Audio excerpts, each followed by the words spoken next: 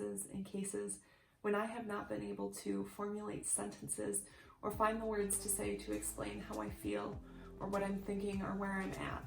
I think God knew we would come to this point where we wouldn't have the words to say. In Romans 8:26 in the Amplified Version, it says, "In the same way the Spirit comes to us and helps us in our weakness.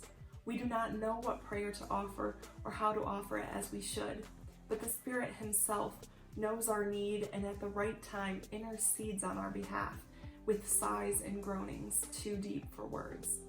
God knows where we're at, and we may come to Him and we may not have the words to say. We might not be able to explain where we're at, but He still knows. He knows what we're thinking, He knows how we're feeling, and He knows how He can help us. There's a song by Cody Carnes called "Nothing Else." I'm sure you've heard it at this point. We've sung it a few times at Bethel. But the lyrics say, "I'm caught up in your presence. I just want to sit here at your feet. I'm caught up in this holy moment. I never want to leave. I'm not here for blessings. Jesus, you don't owe me anything. More than anything that you can do, I just want you." For me, this song paints a picture of someone who doesn't have the words to say, who can't explain how they're feeling to God, but still comes to the Master's feet, sits down, and just bears their all to Him.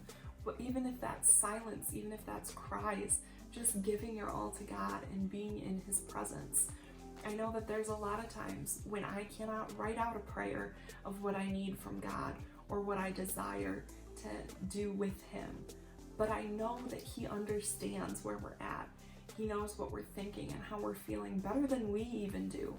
And He cries for us.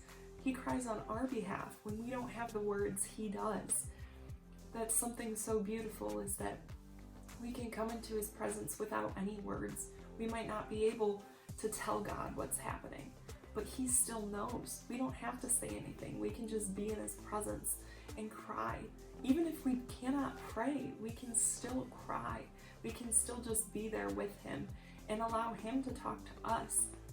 We have to know that even when we cannot form words and sentences, He still can. And He loves us enough that He cries for us. We just need to be in His presence and at His feet and just let Him know that we care enough and we need Him enough to be there with Him and pray.